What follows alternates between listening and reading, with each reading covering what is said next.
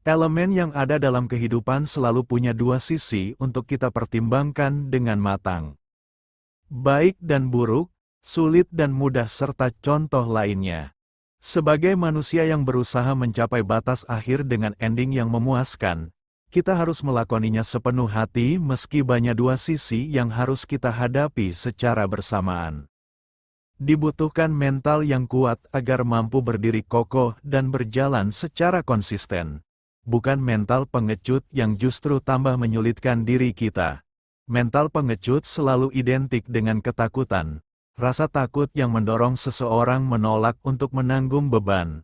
Tak jarang, banyak pula orang yang menghindari tanggung jawab tertentu hanya karena tak ingin menanggung risiko. Nah, mari kita cek, adakah mental pengecut yang bersarang dalam dirimu? Yuk, simak videonya sampai selesai. 1. Takut menghadapi risiko. Hampir tidak ada satupun pilihan dalam hidup yang bebas dari risiko. Itu kembali lagi pada diri kita untuk memilih opsi yang ingin kita seriusi dan dianggap baik bagi masa depan. Namun, jika pada pilihan nurani sendiri saja kita tidak mau melangkah karena risiko-risiko yang mungkin muncul, di manakah letak keseriusan dan totalitas kita?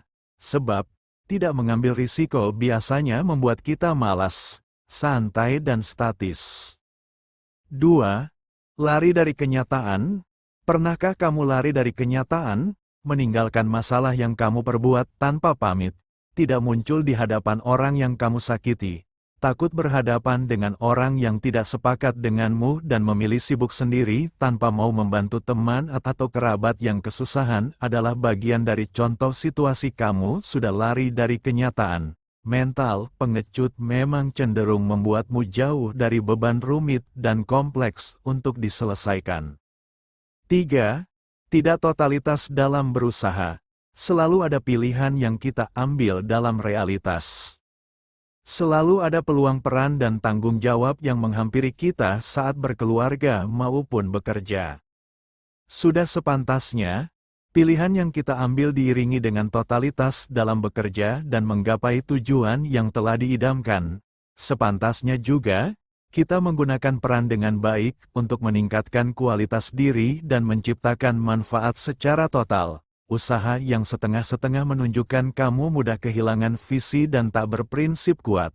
Usaha yang demikian juga semakin memperjelas mental pengecut dalam dirimu. 4. Tidak yakin dengan kemampuan diri sendiri. Jika ada orang yang memilih untuk tidak memilih apapun karena takut akan risiko yang harus ditanggung, artinya dia sedang menganggap remeh dirinya sendiri. Dia melihat tidak ada satu hal pun mampu dilakukannya dengan benar.